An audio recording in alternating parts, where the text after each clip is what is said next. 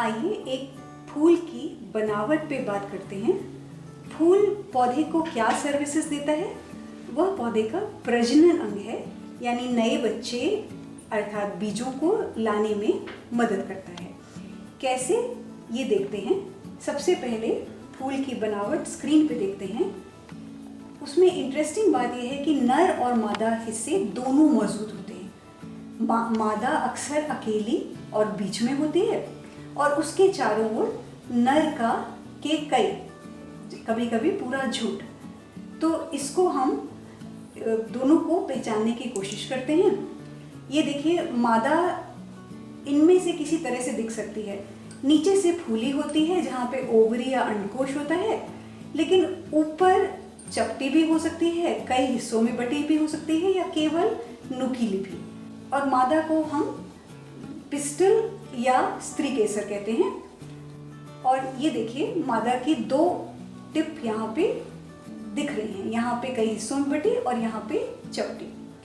नर को देखें तो जिसको स्टेमिन भी कहा जाता है, उसमें ऊपर एक टोपी जैसी, जिसके ऊपर थोड़ा सा पीला पाउडर जैसा पॉलन या पराग पड़ा होता है, और उसके नीचे एक धागे जैसा फिलामेंट, एंथर और फिलामेंट। सो ये रहे कुछ नर हिस्से।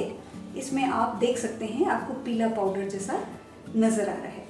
और एक पूरे फूल में, जैसे लिली जैसे कई फूलों में, बहुत आराम से आपको ऊपर मादा, एक अकेली मादा और चारों तरफ नर नजर आएंगे।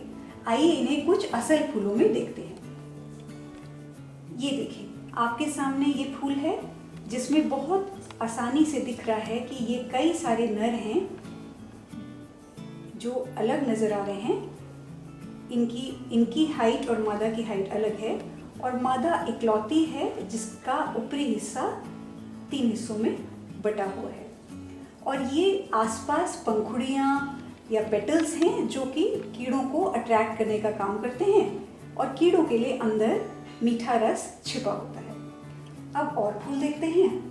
ये एक और फूल देखें। इसमें आपको यहाँ पर अकेली मादा नजर आ रही है और ये कई सारे नर। ऐसा ही अन्य फूलों में भी है। एक इस छोटे फूल में यहाँ पे बहुत से नर और उसके बीच में एक अलग से मादा जिसकी शेप अलग है। अब कुछ फूलों ने तो इसका बहुत मज़ेदार रूप कर रखा है। इस फूल ने पंखुड़ियों की ज़रूरत को ही हटा दिया। नर और मादा ही मिलकर पूरे गुच्छे बना रहे हैं और वही अट्रैक्शन का भी काम कर रहे हैं। ये एक फूल है जिसके अंदर नर मादा दोनों हैं।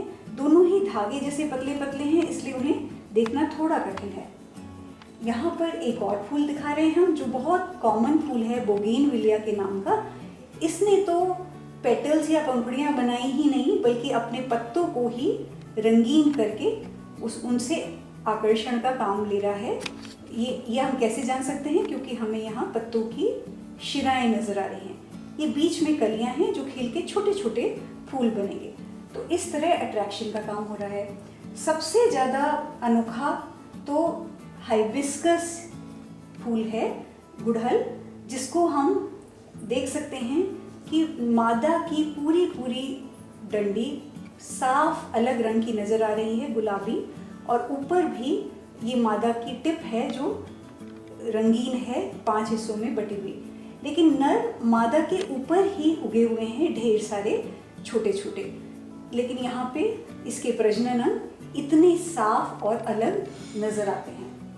तो बहुत से फूलों में ऐसा नहीं होता, लेकिन कुल मिला के एक फूल का काम है किसी तरह से अपने जो नर अंग हैं उन तक कीड़ों को ले आना, और कीड़े वहाँ से जब यहाँ पे मंडराएंगे मीठा रस ढूंढते हुए, तो वहाँ से पराग कीड़ों के शरीर पे चिपक जाता है। कीड़ों या चिड़ियों या तितलियों, भौरों, किसी के भी उनके शरीरों पे पराग चिपक जाता है, जिसको लेकर कीड़े दूसरे फूलों पे जाते हैं, जहाँ पे मादा अंग पर वह पराग गिर जाता है, और इस तरह से निषेचन या फर्टिलाइजेशन का काम होता है, जिसके बाद बीज बनना फूल के अंदर चालू होता है।